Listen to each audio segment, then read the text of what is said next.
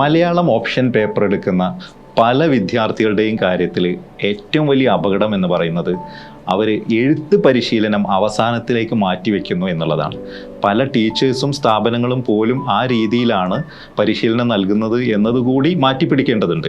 കാര്യം തുടക്കം മുതൽ തന്നെ നമ്മളൊരു നോവൽ വായിച്ചു തുടങ്ങുമ്പോൾ തന്നെ അതുമായി ബന്ധപ്പെട്ട ചോദ്യങ്ങളെ അപ്പോൾ തന്നെ അഡ്രസ്സ് ചെയ്ത് തുടങ്ങണം. അതുപോലെ തന്നെ പേപ്പർ 1 ആണെങ്കിലും പേപ്പർ 2 ആണെങ്കിലും നമ്മൾ പഠിക്കുന്ന ആ ചാപ്റ്ററുകളോടൊപ്പം തന്നെ അതിലെ ആൻസറുകൾ, അതിലെ ചോദ്യങ്ങൾ, ആവർത്തിച്ച് വന്ന ചോദ്യങ്ങളും അതിനുള്ള ഉത്തരങ്ങളും എഴുതി പരിശീലിച്ച് ആവർത്തിച്ച് മുന്നോട്ട് പോകണം. എന്നാൽ മാത്രവുമല്ല മലയാളത്തിൽ എഴുതുക എന്നുള്ളത് തന്നെ ഒരു പരിശീലനം ആവശ്യമുള്ള കാര്യമാണ്.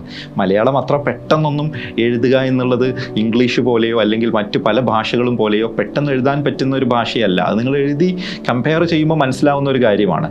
കാര്യം മലയാള ഭാഷയിലെ ഓരോ അക്ഷരങ്ങളും അത്യാവശ്യം സ്ട്രഗിൾ ചെയ്ത് എഴുതുന്ന സംഗതിയാണ്. അപ്പോൾ നേരത്തെ തന്നെ പരിശീലിച്ചാൽ മാത്രമേ സ്പീഡായി എഴുതാനും കാര്യക്ഷമമായി എഴുതാനും സർഗാത്മകമായി എഴുതാനും കഴിയുകയുള്ളൂ.